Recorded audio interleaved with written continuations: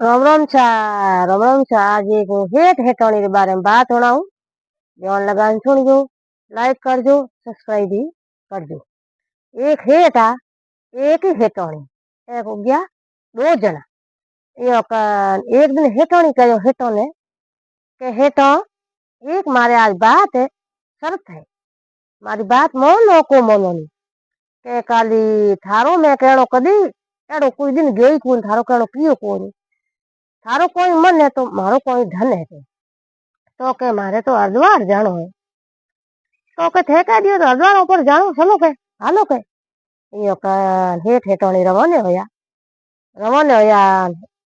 हेठ भाई स्टेशन माथे गया।